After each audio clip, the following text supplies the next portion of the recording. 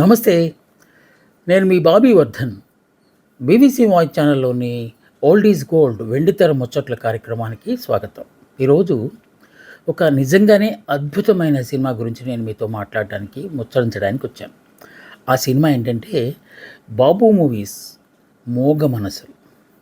'మోగ మనసులు' మనకు గుర్తు రాగానే వచ్చే పాటలు మహాద్భుతాలు. 1964 జనవరి 31వ తేదీన రిలీజ్ అయ్యి అఖండ విజయాన్ని సాధించింది ఈ సినిమా. ఈ సినిమా గొప్పతనం గురించి ప్రత్యేకించి చెప్పనక్కర్లేదు. దాంట్లో పాటలు, మాటలు అటు హృదయాన్ని తాకేలా ఉంటాయి. సో, ఈ సినిమా నిర్మాణం వెనక ఉన్న అనేక అంశాల గురించి నేను మీతో ముచ్చటడానికి వచ్చాను. మన వెండితెర మీద మొట్టమొదటిసారి పునర్జన్మలకు సంబంధించిన కథాంశంతో వచ్చిన ఒకానొక చిత్రంగా 'మోగ మనసులు' నిలిచిపోతుంది. నిర్మాత సుందరం గారని చాలా సినిమాలు తీశారు ఆ తర్వాత కాలంలో కూడా. ఇక స్క్రీన్ ప్లే, దర్శకత్వం ఆదుర్తి సుబ్బారావు గారు. ఈ కథను కూడా ఆయనే మలిచారు. కాకపోతే ఏం చేశారో దాని గురించి మనం మాట్లాడదాం. ఇక మాటలు ఆచార్య ఆత్రేయ గారు, ముళ్ళపూడి వెంకటరమణ గారు కలిసి రాశారు. ఆత్రేయ గారే ఎక్కువ సింహవాగాన్ని ఆయనే రాసినట్టుగా కూడా మనకు చరిత్ర చెప్తోంది. పాటల విషయంలోకి వచ్చేసరికి ఆత్రేయ ఎక్కువ పాటలు రాశారు. ఒక 2 పాటలు మాత్రం, ఒకటి దాశరథి గారికి, 2 కొసరాజు గారికి. ఆ పాటల ఔచిత్యాన్ని బట్టి వాళ్ళతో రాయించారు. నేపథ్య గానం ఘంటసాల మాస్టారు, సుశీలమ్మ, జమునారాణి గారు ముగ్గురు కలిపి పాటలన్నీ పాడారు. ఇక ఈ సినిమాలో సంగీతాన్ని మహానుభావుడు, మామ అంటాం కదా, కేవి మహాదేవన్ గారు అందించారు. సో, ఆల్మోస్ట్ ఆత్రేయ, మహాదేవన్ కాంబినేషన్లో ఎన్నో సినిమాలు వచ్చినాయి.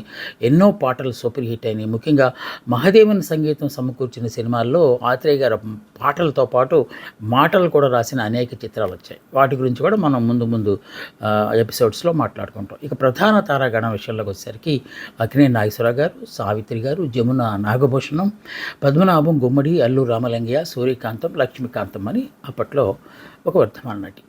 వీళ్ళంతా ఈ సినిమాలో నటించారు. ఇంకా చాలామంది ఉంటారు, అంటే గెస్ట్ ఆర్టిస్ట్ లాగా ఉంటారు. ఇక ఈ సినిమా తీసిన తర్వాత వచ్చిన సంభవించిన కొన్ని సంఘటనల సమాహారాన్ని నేను మీ ముందుకు తేవడానికి ప్రయత్నిస్తాను. పునర్జన్మలు కథ మొట్టమొదటిసారి, అంటే రీబర్త్ అనేది అసలు ఉందా లేదా అని సందిగ్ధం ఉన్న రోజుల్లో పునర్జన్మలతో ఒక సామాజిక అంశాన్ని తీసుకొని ఈ సినిమా తీయటం అనేది ఒక సాహసంగా అప్పట్లో అందరూ భావించారు. ఆదుర్తి సుబ్బారావు గారు ఇలాంటి సినిమాలు తీయటంలో చాలా దిట్ట. సో, ఆయనకే మనసులో వచ్చింది పునర్జన్మ మీద సినిమా తీస్తే ఎలా ఉంటుందని చెప్పి. వెంటనే ఆయనకి సన్నిహితుడిగా ఉండి ముళ్ళపూడి వెంకటరమణ గారిని పిలిచి, నాకు మనసులోకి ఎలా వచ్చింది ఒక ఆలోచన, దాన్ని కథగా మలిచి ఒక చిన్న స్క్రీన్ ప్లే, అంటే షార్ట్ డివిజన్ చేసి నాకు ఇవ్వగలవా అంటే, ఆయన అదేంటి గురుగారు బ్రహ్మాండంగా చెప్పి ఆయన రాసేశారు. సో, అందుకే ఆ స్క్రీన్ ప్లే విషయంలోకి వచ్చేసరికి కేవలం ఆదుర్తి సుబ్బారావు గారు కాకుండా ముళ్ళపూడి వెంకటరమణ గారి సహకారం కూడా ఇందులో ఉందని చెప్పి అనుకోవచ్చు. ఈ సినిమా పునర్జన్మలు సినిమా నేపథ్యంలో తీయటం అనేది కొంతమందికి ఆశ్చర్యాన్ని కలిగించింది. ఆ తర్వాత దీన్ని హిందీలో మిలన్ అనే పేరుతో సంజయ్ దత్, నూతన్ అంటే తీసుకెళ్ళి కాజోల్ దేవగన్ ఉన్నారు కదా, వాళ్ళ తాలూకు మదర్ అనమాట.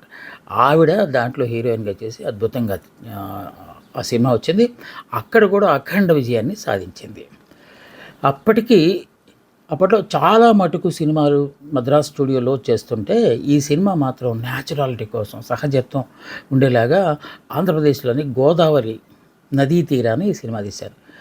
సో, భద్రాచలం, ధవళేశ్వరం మధ్య ఉన్న గోదావరి మాత సమీపంలో ఈ సినిమా దాదాపు 175 రోజుల పాటు అక్కడ ఆ సినిమా తీశారు. అప్పటి నుంచి ఇంకా గోదావరి గట్టు ఉంది, ఆ గోదావరి మీద చాలా సినిమాలు వచ్చాయి. ఇదే మొదటి సినిమా. ఆ తర్వాత అక్కినేని నాగేశ్వరరావు గారి కాంబినేషన్లోనే అందాల రాముడు అలాంటి సినిమాలు కూడా వచ్చినాయి. ఇక షూటింగ్ నిర్వహిస్తున్నప్పుడు ఏమేమి జరిగినాయో కొంచెం మనం ముందుకెళ్ళిన తర్వాత అక్కినేని నాగేశ్వరరావు గారు దీంట్లో 2 విభిన్నమైన పార్శ్వాలు ఉన్న పాత్ర వేశారు. ఒకటి జమీందారు బిడ్డగా చాలా అంటే చలాకీ కుర్రాడిగా ఒక పాత్ర వేస్తే, నాటు పడవ నడిపే గోపిగా మరో పాత్ర. ఈ 2 పార్శ్వాలకి న్యాయం చేయడం అనేది నిజంగానే అక్కినేని నాగేశ్వరరావు గారికే చెల్లింది అని చెప్పి. ఎందుకంటే ఒక దాంట్లో ఆనందం, చలాకీతనం, కొంటెతనం ఉట్టిపడుతుంటే, రెండో దాంట్లో విషాదం, ఉద్వేగం, భావోద్వేగం, ఉదాత్తత ఇవన్నీ కనిపించాలి. ఆ 2 పార్శ్వాలని అక్కినేని నాగేశ్వరరావు గారు అద్భుతంగా చేశారు ఈ సినిమాలో. ఈ సినిమా సావిత్రి గారి పాత్ర గురించి కొంచెం చెప్పాలి. ఆవిడ ఆ పాత్రలో లీనమైపోయారా అన్నంతగా ఆ సినిమా చూస్తే తప్పనిసరిగా ఈ సినిమా మిస్ అవ్వద్దు, తప్పనిసరిగా చూడాల్సిందే. ఎందుకంటే అప్పుడైనా ఇప్పుడైనా ఎవర్ గ్రీన్ లాగా ఉండే సినిమా మోగ మనసులు అంటే చూడండి, మనసులు మోగగా ఉండటం ఏంటి చూడండి, ఆ సినిమా పేరు పెట్టడమే చాలా ఆశ్చర్యంగా పెట్టారు. సో ఈ సినిమా ఎంతగా ప్రభావం చూపించిందంటే, ఆ తర్వాత తమిళ్లో కూడా ఈ సినిమా తీయాలనుకుంటే ఎవరు ముందుకు రాలేదండి అసలు. ఏంటి పునర్జన్మలు ఏంటి, అక్కడైతే చూశారు కానీ ఇక్కడ అవ్వదు అనుకున్నారు. అందుకే సావిత్రి పట్టుబట్టి ఆవిడే ప్రొడ్యూసర్గా, ఆవిడే డైరెక్టర్గా ఈ సినిమా ప్రాప్తం అనే పేరుతో తీశారట. ఆ తమిళ్ వెర్షన్లో అక్కినేని నాగేశ్వరరావు గారి పాత్రని శివాజీ గణేశన్ గారు వేసి అంతే మెప్పించారు. సో అక్కడ కూడా ఈ సినిమా అఖండ విజయం సాధించింది. ఇక కేవి మహాదేవన్ గారంటే ప్రత్యేకించి మనం చెప్పాల్సిన అవసరం లేదు. ఆయన బాణీలు కట్టారంటే ఇంకా దానికి తిరిగే ఉండదన్నంతగా. ఇప్పుడు దాకా కేవి మహాదేవన్ సంగీతం వహించే సినిమాలు అయితే ఫ్లాప్ అయి ఉండొచ్చు, కానీ ఆయన సంగీతం మాత్రం ఎక్కడా వెనకంజ వేయలేదు. గొప్ప గొప్ప సూపర్ హిట్స్ని ఆయన ఇచ్చారు. ఆయనలో ఒక ప్రత్యేకత ఏంటంటే, ట్యూన్ ఇచ్చి పాట రాయించడం ఆయనకి చేత కాదు. ఎవరైనా పాట రాస్తే దాన్ని ఎలాగైనా గొప్ప ట్యూన్గా తయారు చేయటం అనేది ఆయనకున్న ఒకానొక ప్రత్యేకత. అత్రేయ గారు కూడా అంతే. ఆయన కూడా ట్యూన్స్కి పాటలు రాయటం చాలా తక్కువ. ఆయన ఇచ్చిన పాటనే వాళ్ళు, ఎందుకంటే ఆయనతో సహజత్వం ఊడిపడే మాటలే ఉంటాయి దాంట్లో. అదేదో సంభాషణలాగా ఒకరిద్దరు ప్రక్కన కూర్చొని మాట్లాడుకున్నట్టుగా ఆయన సాహిత్యం ఉంటుంది పాటల్లో. అలాంటి దానికి సంగీతం సమకూర్చడం అంటే కత్తి మీద సాము. మహాదేవన్ గారు దాన్ని చాలా సక్సెస్ఫుల్గా పాటలు అన్నాం కనుక ఈ సినిమాలో పాటలన్నీ సూపర్ హిట్లే. ఒక 2 పాటలు మాత్రం, ఒకటి దాశరథి గారు, రెండోది కొసరాజు గారు. అవి జానపదం కొంత టచ్ అయ్యేలాగా ఉంటాయి కనుక కొసరాజు గారికి ఒక పాట ఇచ్చారు. అలాగే కొంచెం భిన్నంగా ఉండడం కోసం దాశరథి గారికి కూడా ఒక పాట ఇచ్చారు. ఇక ఆత్రేయ గారు సంభాషణలు చూడాలి ఈ సినిమాలో. కోర్స్ ముళ్ళపూడి గారు కూడా ఆత్రేయ గారికి సహకరించి సంభాషణలో పార్టిసిపేట్ చేసి ఉంటారు. అయితే ఆత్రేయ గారి మాటలు ఆ సినిమాలో చాలాసేపు నిశ్శబ్దం అంటే ఏంటంటే పూర్తిగా జనాలు దాంట్లో లీనమైపోయి ఆ సంభాషణలు విన్నారని. మనం సంభాషణలకు చప్పట్లు కొట్టడం అనేది సాంప్రదాయం కాదు, కానీ మోగమనుషుల సినిమాలో చప్పట్లు పాటలకే కాదు మాటలకు కూడా అంత గొప్పగా ఆత్రేయ గారు సంభాషణలు రాశారు. కన్నీళ్లు పెట్టేస్తాయి, చప్పట్లు కొట్టడం కాదు, కన్నీళ్ళు కూడా పెట్టించే అంత అంటే హృదయాన్ని ద్రవించేలాగా ఆయన మాటలు రాశారంటే ఆత్రేయ గారి తాలూకు గొప్పతనం ఎలాంటిదో మనం చెప్పచ్చు. ఈ కథకు భావోద్వేగాలు రకరకాలుగా ఉంటాయి. కొన్ని పాత్రలు చలాకీగా ఉంటాయి, ఇంకొన్ని పాత్రలు కొంటితనంతో ఉంటాయి, కొన్ని పాత్రలు ప్రేమ చుట్టూ తిరుగుతూ ఉంటాయి. ఇలా రకరకాల పార్శ్వాలను దృష్టిలో పెట్టుకుని ప్రతి మాట ఆచితూచి ఆత్రేయ గారు రాయటం ఈ సినిమాకు ఒక పెద్ద హైలైట్గా అప్పట్లో చెప్పుకున్నారు. ఇటువంటి సినిమాలు తీయడంలో ఆదుర్తి సుబ్బారావు గారు, అంటే మనసు అనే పేరు పెట్టి తీయటంలో ఆదుర్తి సుబ్బారావు గారు దిట్ట అని చాలాసార్లు రుజువైంది. మంచి మనసులు తీశారు, తేనె మనసులు తీశారు, కన్నె మనసులు తీశారు, ఇప్పుడేమో ఇక మోగ మనసులు. ఈ మనసులు అని పేర్లు పెట్టుకున్న సినిమాలన్నిటికీ ఆదుర్తి సుబ్బారావు గారు ఆయన పెట్టింది పేరులాగా వచ్చింది. అలాగే మనసు అనేసరికి ఆత్రేయ గారే గుర్తొస్తారు. ఈ ఇద్దరు కాంబినేషన్లో చాలా సినిమాలు వచ్చాయి ఆ తర్వాత కూడా. ఇక అసలు పునర్జన్మ ఏంటి, అది లేదు కదా. సైంటిఫిక్గా అయితే ఏదో ఆచారాల ప్రకారం అయితే మళ్ళీ పుట్టి 7 జన్మలని ఏదో అంటుంటారు కదా. కానీ ఈ సినిమాలో పునర్జన్మలు అనగానే చాలామంది అంటే తెలిసిన వాళ్ళు ఆడది ఈ సినిమా. పునర్జన్మ ఏంటండి బాబు, ఇప్పటి రోజుల్లో ఇంత సైన్స్ ఎదిగిన రోజుల్లో పునర్జన్మ అంటాడేంటి ఆదుర్తి సుబ్బారావు అని చాలామంది విరిచారట. ఆ మాటకు వస్తే ఆత్రేయ గారికి ముందు ముళ్ళపూడి గారు కథ నేరేట్ చేసినప్పుడు, లేకపోతే ఆదుర్తి సుబ్బారావు గారు చెప్పినప్పుడు ఆత్రేయ గారు కూడా ముందు ఏంటండి ఇది అని చెప్పి కొంచెం చప్పరించారట. తర్వాత మళ్ళా ఆలోచించి ఛాలెంజ్గా ఎందుకు ఆడది ఈ సినిమా, పాత్రలన్నీ చాలా గొప్పగా ఉన్నాయి, కథ కూడా చాలా గొప్పగా ఉంది. పునర్జన్మ అనే ఒక ఎలిమెంట్‌ని గనక మనం పక్కన పెడితే మిగతా కథ అంతా అద్భుతంగా ఉంది కదా అని చెప్పి ఆత్రేయ గారు సవాలుగా తీసుకొని, ఎవరైతే ఇలాంటి కథ సినిమాగా తీస్తే ఆడదు, అసలు ఆ సినిమాకి డబ్బులు రావు, మోసపోతారు, లేకపోతే పరాజయం పాలవుతుంది అని చెప్పి విమర్శలు చేశారో వాళ్ళందరికీ ఆన్సర్ ఇచ్చినట్టుగా ఈ సినిమా 175 రోజులు ఆడింది థియేటర్‌లో. సో, అంతకంటే ఇంకా దానికి టెస్టిమోనియల్ ఏం కావాలి అని చెప్పి మనం భావించాలి. ఇక ఆత్రేయ గారు కథ ఎప్పుడైతే విన్నారో 2, 3 రోజుల దాకా సమాధానం చెప్పలేదట. మాటలు రాస్తారా లేదనేది. ఆదుర్తి గారు ప్రత్యామ్నాయం చూసుకుందాం అనుకున్న దశలో ముళ్ళపూడి గారు కూడా నేనే రాయగలనేమో అన్నారు. కాబట్టి అంత హెవీ సబ్జెక్ట్‌ని పూర్తిగా మాటలు రాయటం అంటే పైగా అప్పట్లో సెలబ్రిటీస్ కొంతమంది ఉంటారు. ఇప్పుడు ఆత్రేయ గారు, ఆరుద్ర గారు, శ్రీశ్రీ గారు వీళ్ళందరూ సెలబ్రిటీస్. సో, వాళ్ళ పేరు స్క్రీన్ మీద ఉంటేనే సినిమా సక్సెస్ అవుతుంది అనుకుంటున్న దశలో ముళ్ళపూడి వెంకటరమణ గారు కథా రచయితగా, నవల రచయితగా గొప్ప పేరున్నప్పటికీ అప్పటికి ఇంకా వెండితెర మీద ఆయన అంత బాగా రాణించే దశ కాదు. అందువల్ల ఆత్రేయ గారినే మళ్ళా ఫోన్ చేస్తే తిరుగులేదు, ఇంక నేను రాసేస్తాను అని చెప్పి అన్నారట. బోటు నడిపే గోపి అనే పాత్రని సావిత్రి అమ్మగారు ఉన్నారు కదా, రాధగారు, ఆవిడ రోజు ఆ పడవలో గోదావరి దాటించడం అనేది ఆయన చేస్తున్న పని అనమాట. సో, వాళ్ళిద్దరి మధ్య చాలా చాలా స్నేహం ఉంటుంది. ఆ స్నేహం పేరు ఏంటో చెప్పలేని పరిస్థితి. బాగా దగ్గరైన అనుబంధం అది. దానికి తగ్గట్టుగా సంభాషణలు రాయాలి. ఒకానొక సందర్భంలో గోపిని చనువుతో సావిత్రి పాత్ర ఒరే గోపి అని అనాలి. సావిత్రి గారు ఆ డైలాగ్ చూసి అమ్మమ్మో నేను చెప్పలేనండి, అక్కినేశ్వర గారిని ఒరే అని పిలిస్తే ఇంకేమైనా ఉందా, ప్రేక్షకులు కూడా దాన్ని హర్షించరు, చాలా ఇబ్బంది అవుతుంది అని చెప్పారట. అది ఆ నోట పడి అక్కినేశ్వర గారికి చేరిందట. ఆయనే స్వయంగా సావిత్రిని పిలిచి ఏంటమ్మా నన్ను నాగేశ్వరరావు అంటున్నావా, నువ్వు అంటలేదు కదా, గోపిని కదా నువ్వు అంటున్నావు, సో ఏం పర్లేదు, అయినా పైగా సినిమాలో మనం ఎలాగా డైలాగులు చెప్పినా కూడా వాస్తవ జీవితంలో అలా కాదు కదా, వాస్తవ జీవితంలో నేనంటే మీకు గౌరవమే కదా, అక్కడ చూపించండి గౌరవం అని అన్నారట. అయినా ఇబ్బంది పడుతూనే సావిత్రి గారు ఆ డైలాగ్ చెప్పారు. కానీ ఆ సినిమాలో ఆ డైలాగు సూపర్ సక్సెస్ అయింది. అది ఆత్రేయ గారు ముందే చెప్పారట.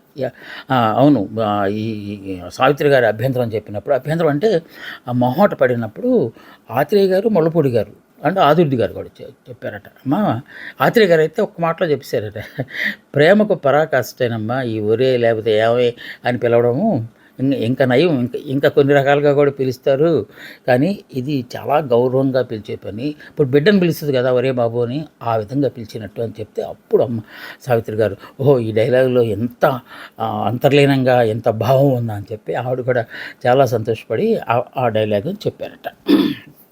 ఇక ఈ సినిమా అప్పటిదాకా సినిమాలు తీసిన ప్రతి సినిమా మద్రాసు పరిసర ప్రాంతాల్లోనే స్టూడియోలోనే, మహా అయితే మద్రాసు దాటిన చిత్తూరు ఆ పరిసర ప్రాంతాల్లోనే షూట్ చేసేవాడు.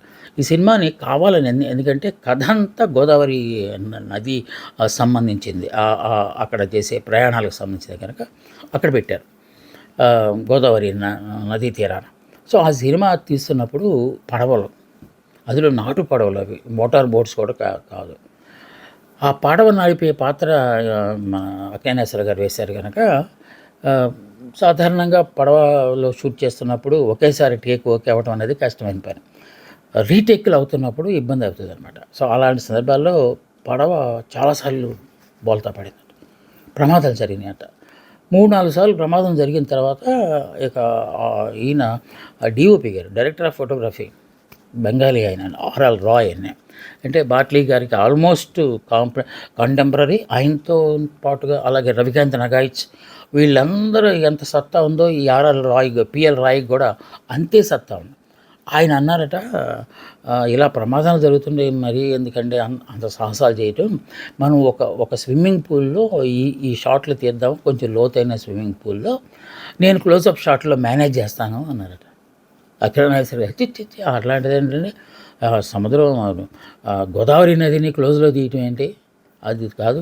గోదావరి అనగానే జనాలకి ఇది గోదావరి రా బాబు, గోదావరిలో పడవెళ్తుంది అనే ఒక ఒక ఫీలింగ్ రావాలంటే లాంగ్ షాట్స్ తీయాలి, గోదావరిలోనే షూట్ చేయాలి అని చెప్పి, ఏం పర్లేదండి పడిపోయినా కూడా నాకు ఈతొచ్చు అన్నారట.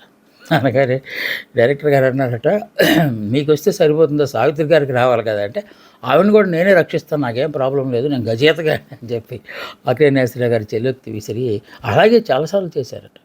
కానీ ప్రక్కనే ఈ సెక్యూరిటీ బోర్డ్స్ కూడా వస్తాయి అనుకోండి, ఆఫ్ కోర్స్ అవి అవుట్ ఆఫ్ ఫ్రేమ్ ఉంటాయి. ఫ్రేమ్లోకి వచ్చేది మాత్రం ఇదే పడవ. కెమెరా బ్యాక్ సైడ్న అదే సేఫ్టీ బోర్డ్స్ అనేవి ఉంటాయి కదా, ఏదైనా ప్రమాదం జరిగితే వెంటనే వెళ్ళి వాళ్ళని కాపాడటానికి ఒక ఇది కూడా చేస్తారనమాట. ఇక పాటల విషయంలోకి వచ్చేసరికి ఎంత గొప్ప పాటలు తెలుసు. జమున రెండో పాత్ర వేసింది కదా సెకండ్ హీరోయిన్గా, ఆవిడ మీద కూడా దాదాపు 3 పాటలు పెట్టారు. సాధారణంగా ఏంటంటే హీరోయిన్ల మీద ఎక్కువ పాటలు పెడతారు, హీరో మీదనే పెడతారు, హీరోయిన్ మీదనే పెడతారు విడివిడిగా అయితే. కానీ సైడ్ హీరో అంటే సెకండ్ హీరోయిన్ అంటారా సహాయ పాత్ర, కాకపోతే ఆ పాత్ర కూడా అంతే విలువన్న పాత్ర కనుక ఆవిడకి కూడా చాలా పాటలు పెట్టారట. ఆశ్చర్యకరమైన అంశం ఏంటంటే పద్మనాభం గారు హాస్య పాత్రలు వేస్తారు. అఫ్కోర్స్ ఆయన కూడా ఈ శ్రీ మర్యాద రామన్న, పొట్టి లీడర్ లాంటి వాటిలో కొన్ని మంచి పాత్రలు వేశారు. మంచి పాత్రలు అంటే హాస్యానికి భిన్నంగా వేశారు. ఈ సినిమాలో పద్మనాభం గారి పాత్ర సావిత్రిని పెళ్లి చేసుకునే పాత్ర. అక్కినేని గారు సావిత్రి గారి పెళ్ళి కుదరనది అని చెప్పి పద్మనాభం గారితో ఆవిడతో పెళ్లి చేసేస్తారు. ఆ పాత్ర చాలా ఉదాత్తమైంది. అంటే మనసులో దుఃఖాన్ని దాచుకొని అలాంటి గొప్ప తల్లికి భార్య అవటం అంటే చాలా కష్టమైనది. సో ఆ పార్శ్వాలన్నిటినీ పద్మనాభం గారు కలిగించారు. ఇక ఈ సినిమాలో నాగభూషణం అప్పట్లో నాగభూషణం అంటే రక్త కన్నీరు అయిన ఒక నాటకాన్ని తీసుకుని ఆయన ఊరూరా తిప్పి అద్భుతమైన టిక్కెట్ డ్రామా అందులో. అందుకే ఆయన రక్త కన్నీరు నాగభూషణం అంటారు. అంటే ప్రజానాట్య మండలి నుంచి వచ్చిన ఆయన, వామపక్ష భావాలు ఉన్న ఆయన. కానీ పాత్రలు మాత్రం బావు చాలా చాలా కిరాతకమైన పాత్రలు వేశారు ఆయన. చాలామంది ఒక చెడ్డ పనులు చేసేవాడిని పోల్చేటప్పుడు నువ్వు మనిషివా నాగభూషణ అని చెప్పి అన్నంత కిరాతకంగా ఆయన తన నటనా వైదుష్యాన్ని ప్రదర్శించేవారు. ఆయన పాత్ర ఈ సినిమాలో అద్భుతంగా పండింది. ఇంకా ఏ పాత్ర గురించి చెప్పాల్సిన అసలు గుమ్మయ్య గారు అందరూ వేసిన ప్రతి పాత్ర సూపర్ హిట్ కానీ, ఎందుకంటే ఆ విధంగా మలిచారు ఆదుర్తి సుబ్బారావు గారు. ఈ సినిమాలో అన్ని పాటల సంగతి ఒక ఎత్తు అయితే, పాడుతా తీయగా అనే పాట ఉంది కదా, ఆ పాట అద్భుతమైన పాట.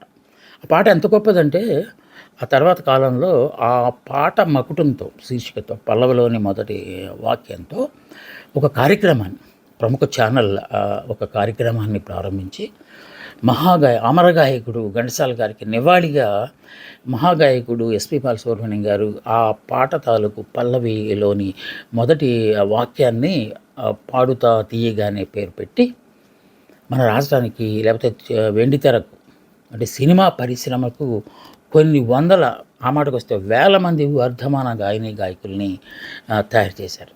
అంటే అది రియాలిటీ షో కనుక ట్రెజర్ హంట్ అంటాం కదా, ఎవరైనా గొప్పగా పాడితే వాళ్ళని విజేతలుగా నిర్ణయించడం, ఆ తర్వాత వాళ్ళకి సినిమాల అవకాశాలు రావటం అనేది. సో ఈ సినిమాలో వాడిన ఒక పదం, పాటలో పాడిన ఒక వాక్యము ఒక టీవీ కార్యక్రమానికి మకుటంగా మారి వర్ధమాన గాయకుల్ని తయారు చేసే స్థాయికి వెళ్ళిందంటే ఆ పాట ఎంత గొప్పదో మనం ఆలోచిస్తుంది. ఆ ఒక పాట ఏంటి. ఇక ఈ సినిమా నేపథ్యం గురించి మాట్లాడాం కదా, ఇదే కథాంశాన్ని అంటే పూర్తిగా కాకపోయినా కొంత ప్రేరణతో దర్శకేంద్రుడు రాఘవేంద్రరావు గారు ఆ తర్వాత కాలంలో ఒక సినిమా తీశారు, జానకి రాముడు అని. ద ప్రొడ్యూసర్ మురారి గారు గోరెంటాకు అలాంటి సినిమాలు తీశారు కదా, ఆయన దానికి నిర్మాతగా ఉండి మళ్ళీ సేమ్ కాంబినేషన్ ఆత్రేయ గారు, కేవి మహాదేవన్ గారు వీళ్ళందరూ కాంబినేషన్లోనే జానకి రాముడు అని ఒక సినిమా తీశారు. అది అక్కినేని గారి వారసుడు నాగార్జున గారి హీరోగా, అప్పట్లో ఫైర్ బ్రాండ్ విజయశాంతి గారి హీరోయిన్గా సినిమా తీస్తే దీనిలో కూడా పునర్జన్మ, మళ్ళీ చివరిదాకా ముసలావిడ రెండో హీరోయిన్ ఉండటం ఇదంతా చూపించారు. సో ఆ కాలంలో అయితే ఆ సినిమా చూశారు. కానీ ఈ కాలంలో మళ్ళీ పునర్జన్మలు ఏంటి అని చాలామంది డౌట్ చేసినా కూడా మోగ మనుషుల విషయంలో కూడా ఇలాగే మాట్లాడారు. కానీ ఆ సినిమా సూపర్ హిట్ అయిందని చెప్పి రాఘవేంద్రరావు గారు చాలా దృఢ నిశ్చయంతో మురారి గారిని ఒప్పించి ఆ సినిమా తీస్తే అది కూడా అఖండ విజయం సాధించింది. సో అది మోగ మనసుల తాలూకు గొప్పతనం.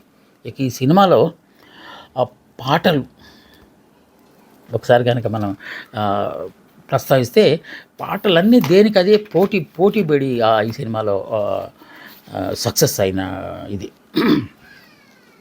కొంచెం కష్టమే. ఎందుకంటే మహాదేవన్ గారి ట్యూన్స్ అంటే ఆ పిచ్చి కూడా కొంచెం డిఫరెంట్గా ఉంటుంది. సో వాటిల్లో మొట్టమొదటి పాట ముద్దబంతి పువ్వులో మూగ కళ్ళ ఊసులు ఎనక జనమ బాసలు ఎందరికీ తెలుసులే ముద్దబంతి పువ్వులో. ఈ పాట ఇక ఎలాంటిది చెప్పలేదు. అలాగే అక్కినేని సావిత్రి గారి మీద డ్యూయట్ ఒకటి, ఈనాటి బంధ మేనాటిదో ఏనాడు పెనవేసి ముడివేసెనో ఓ ఈనాటి బంధ మేనాటిదో. ఈ పాట ఇంకొక సూపర్ హిట్. ఇక సావిత్రి గారికి అక్కినేశ్వరరావు గారు పాట నేర్పించి, నువ్వు ఇంత బాగా పాటలు పాడతావు కదరా గోపి, నాకు కూడా ఒక పాట నేర్పించమంటే అప్పుడు ఆయన నేర్పించే ఒక పాట ఉంటుంది. దాంట్లో ఘంటసాల గారి మాటలు కూడా ఉంటాయి. నా పాట నీ నోట పలకాల శిలక, నాను నీ నోట నా పాట పలకాల శిలక, నీ బుగ్గలు సిగ్గులొలకాలి శిలక. ఈ శిలక దగ్గర కొంత సంభాషణ కూడా ఉంటుంది అక్కడ. తర్వాత జమున గారి మీద చేసిన పాట, ముక్కు మీద కోపం నీ ముఖానికి అందం, నా బొంగమూతి చందం నీ ముందర కళ్ళకు బంధం ఓ. ఈ పాట. ఇంకొకటి సెకండ్ హీరోయిన్గా చేసిన జమున గారి మీద ఒక విషాద గీతాన్ని కూడా రాశారు. ఆవిడేంటంటే, ఎందుకు నేను ఎంతగా ప్రేమిస్తున్నా కూడా నన్ను వదిలేస్తా అనే సందర్భంలో ఆ పాట రాసినట్టు. మాను మాకును కాను రాయి రప్పను కానే కాను మామూలు మనిషిని నేను నీ మనిషిని నేను. ఇది జమున గారి మీద తీసిన.